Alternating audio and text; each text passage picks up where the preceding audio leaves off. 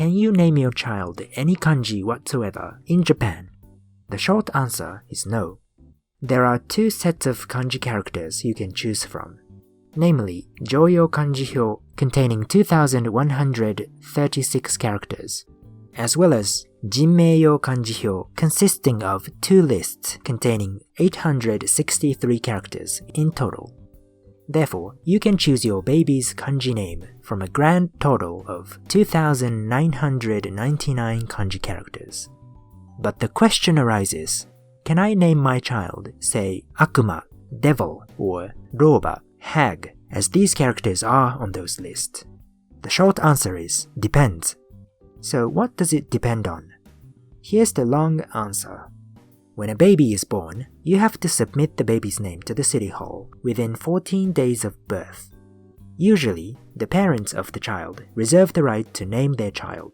However, Article 1.3 of the Civil Code states that the mayor is granted by the Ministry of Justice the right to reject any socially inappropriate baby name based on a few criteria.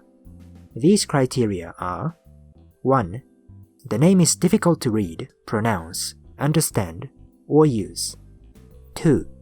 The name is obscene. 3. The name makes it difficult or impossible to identify the individual with that name. 4. The name is otherwise incongruous with common sense.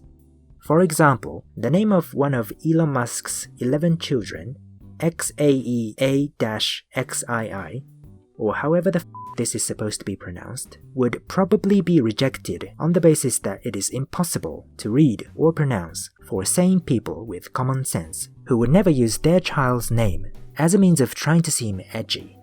Interestingly, you are not allowed to name your child with the same name as the father or the mother. This is because doing so would make it impossible to distinguish between the two individuals with the same name within the household. What about Akuma or Roba?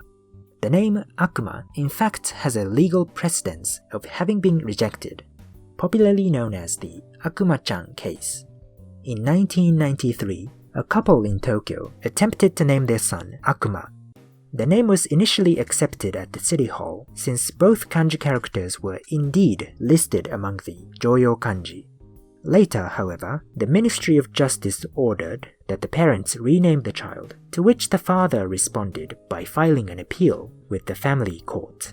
Even though the name Akuma was deemed socially inappropriate by the court, the city, in fact, lost the first hearing based solely on the fact that they had accepted and processed the name, which they shouldn't have in the first place, as once a child's name has been accepted and processed, the city has no right to reject the name retroactively. Subsequently, the city filed an immediate appeal, and the case moved to the Court of Appeal. By this time, however, this case had attracted the attention of mass media, forcing the father to finally bend to social pressure. First, he tried submitting the same name, but with different kanji characters, but the mayor expressly rejected the name, so he had to make a further compromise, shortening the name to Aku with perfectly innocuous characters, which the mayor accepted. Since there was no longer any need to fight over the child's name, the case naturally dissolved. What we can learn from this infamous case is that you can't name your child whatever the you want. Don't give them a name that will make them a target for bullies. Don't destroy their life before they can even talk.